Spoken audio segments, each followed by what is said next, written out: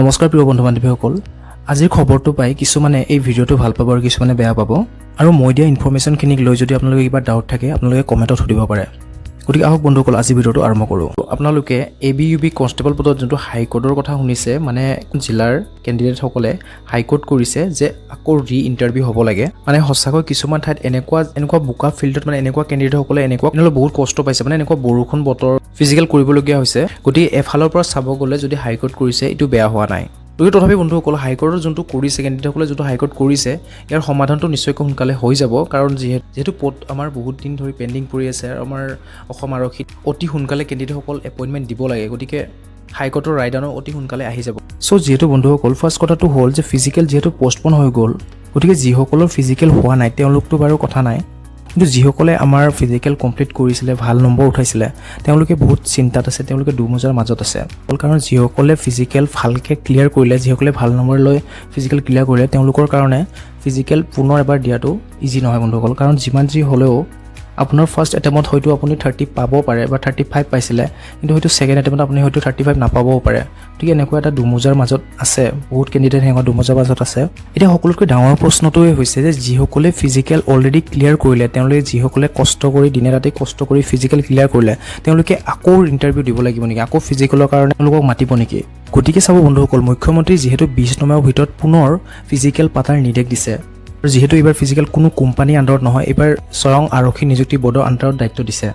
আই wish চৰকাৰখনে যদি এই সিদ্ধান্ত আগতে ল'লে হয়, আৰক্ষী নিযুক্তি বৰ্ডৰ আণ্ডাৰতে যদি আমাৰ ফিজিকেল হ'লে হয়, তেতিয়াহ'লে আমাৰ এই লাখ লাখ ছাত্ৰ ছাত্ৰীসকলে এনেকৈ হতাশাত ভুগিবলগীয়া নহ'ল হয়। স্বয়ং অসম আৰক্ষীতে বেজৰ নাকত ঘৰ নিচিনা কথা হ'লে ভাল নালাগে। তথাপি যিহেতু নিযুক্তিত কেলেংকাৰী বুলি ধৰা পৰিছে, গতিকে তদন্ত হ'ব। গতিকে এই তদন্তই যাতে আমাৰ কেণ্ডিডেটসকলৰ যাতে জীৱনটো আৰু অন্ধকাৰ নেপেলায়। কাৰণ অলৰেডি আপোনালোকে বহুত বছৰৰ পৰা এইটো চাকৰিৰ কাৰণে লাগি আছে, দিনে ৰাতি কষ্ট কৰি আছে, আৰু ইয়াৰ পিছত এনেকুৱা ধৰণৰ কিছুমান কথা হ'লে সঁচাকৈ ভাল নালাগে। দুৰ্নীতি হৈছে কিবা হৈছে সেইটোক লৈ আমি মাথা মাৰি থাকিব লগা নহয়। বৰ্তমান আমাৰ কথাটো হ'ল যে যিসকলে ফিজিকেল ক্লিয়াৰ কৰিছে তেওঁলোকে আকৌ ফিজিকেল দিব লাগিব নেকি, আৰু যিসকলে ফিজিকেল বেয়া কৰিলে তেওঁলোকে আকৌ ফিজিকেল মানে ৰিচান্স এটা পাব নেকি? গতিকে যদি আমি মেজৰিটি চাব যাওঁ, ফাৰ্ষ্ট কথাটো হ'ল ফিজিকেল পুনৰ হ'বৰ কাৰণে বেছিভাগ কেণ্ডিডেটসকলে দাবী কৰি আছে।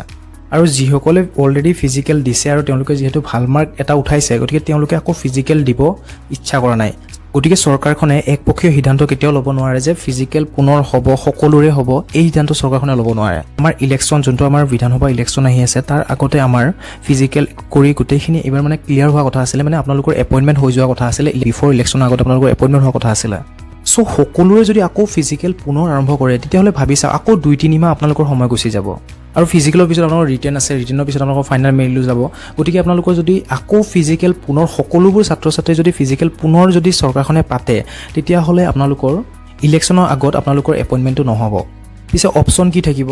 গতিকে চাব, অপশ্যন এটাই বন্ধুসকল, যিসকলে অলৰেডি ফিজিকেল দিয়া নাই, মানে যিসকলৰ ফিজিকেল হোৱা নাছিলে, তেওঁলোকেতো ফিজিকেল টেষ্ট দিব পাৰিবই। তেওঁলোকে স্বাভাৱিক, তেওঁলোকে ফিজিকেল টেষ্ট দিব পাৰে। তাৰ মাজত আপোনাৰ যিসকলে পাছ কৰিলে, ফেল কৰিলে। আৰু যিসকলৰ ফিজিকেল অলৰেডি হৈ গ'ল আৰু যিসকলে পাছ কৰিলে, আৰু এইবাৰ যদি ফিজিকেলত সঁচাকৈ দুৰ্নীতি যদি হৈছে, পিছে দুৰ্নীতি কাৰ মাজত হ'ব লাগিব? নিশ্চয়কৈ যিসকলে পাছ কৰিছে তেওঁলোকৰ মাজৰ পৰাই দুৰ্নীতিৰ আৰম্ভণি হ'ব লাগিব। আৰু যিসকলে ফেইল কৰিলে তেওঁলোকে ফেইলেই কৰিলে। গতিকে ফেইল কৰাখিনিয়ে যে পুনৰ এবাৰ ফিজিকেলৰ চান্সটো পাবনে নাই, তাক লৈ এটা সন্দেহ উপজিছে। গতিকে যদি ফিজিকেল পুনৰ হয়, কেণ্ডিডেটসকলৰ যদি ফিজিকেল পুনৰ কৰিবলগীয়া হয়, যদি ফিজিকেল যদি পুনৰ বিভাগে কৰে, তেতিয়াহ'লে যিসকলে ফিজিকেল ক্লিয়াৰ কৰিছে অলৰেডি, যিহেতু সেনেকুৱা কেণ্ডিডেট বহুত কম আছে, গতিকে সেইসকলৰ মাজতে ফিজিকেলখিনি কৰি কিনে এটা ফুলমূলকৈ সিহঁতৰ মাজতে ফিজিকেল এটা কৰি দিয়াৰ আকাংক্ষা আছে বিভাগীয় সূত্ৰৰ পৰা জনামতে। কাৰণ পুনৰ ফিজিকেল যদি সকলোৰে একফালৰ পৰা যদি কৰিবলগীয়া হয়, তেতিয়াহ'লে সময় বহুত গুচি যাব। আৰু ইলেকশ্যনৰ আগত যিটো ধৰা হৈছিলে যে ABUB কনষ্টেবলসকলৰ ক্লিয়াৰ কৰি দিয়া হ'ব, নতুন ভেকেঞ্চি ওলোৱা হ'ব। গতিকে যদি কৰি থাকে, ফিজিকেলে যদি কৰি থাকে, তেতিয়াহ'লে নতুন ভেকেঞ্চি ওলাব কেতিয়া? আৰু যদি কথা হ'ল যদি সকলোৰে ফিজিকেল হয়, তেতিয়াহ'লে যিসকলে ধৰক কম নম্বৰ লৈ কিনে ফিজিকেল ক্লিয়াৰ কৰিছিলে, যিসকলে কম নম্বৰ ফিজিকেল ক্লিয়াৰ কৰিছে, তেওঁলোকৰ এটা চান্স পাব, নিশ্চয়কৈ এটা চান্স পাব যে তেওঁলোকে নাম্বাৰ বঢ়োৱা এটা সুবিধা পাব। আৰু যিসকলে বেছি নম্বৰ লৈ কিনে ফিজিকেল ক্লিয়াৰ কৰিছিলে, তেওঁলোকৰ শংকা এটা থাকিব যে তেওঁলোকে পুনৰ সেই নম্বৰটো স্ক'ৰ কৰিব পাৰিবনে নাই, নে আকৌ তেওঁলোকৰ মাৰ্কটো কমিব। গতিকে নিশ্চয়কৈ বিভাগে আমাৰ ছাত্ৰ ছাত্ৰী লাখ লাখ ছাত্ৰ ছাত্ৰীৰ কথা ভৱিষ্যতক লৈ খেলা কৰিছে। কাৰণ ভাবি চাওক, যদি আপুনি এবাৰ যদি পাছ কৰিলে, এবাৰ যদি পাছ কৰি যদি নেক্সট টাইম আপোনাৰ যদি কিবা এটা কাৰণত যদি আপুনি ফেইল হৈ যায়, কেনেকুৱা ধৰণৰ কথা হ'ব, কিমান বেয়া লগা কথা হ'ব পাৰে, সেই বেদনাটো অকল তেওঁৱে বুজিব। গতিকে বন্ধুসকল, সকলোবোৰ বিভাগৰ হাতত গতিকে বন্ধুসকল আপোনালোকে হতাশ নহ'ব, অতি কম সময়ৰ ভিতৰতে ভাল এটা সিদ্ধান্ত চৰকাৰখনে ল'ব। সিদ্ধান্ত একপক্ষীয়া নহয়, সকলো পক্ষত সিদ্ধান্তটো হ'ব।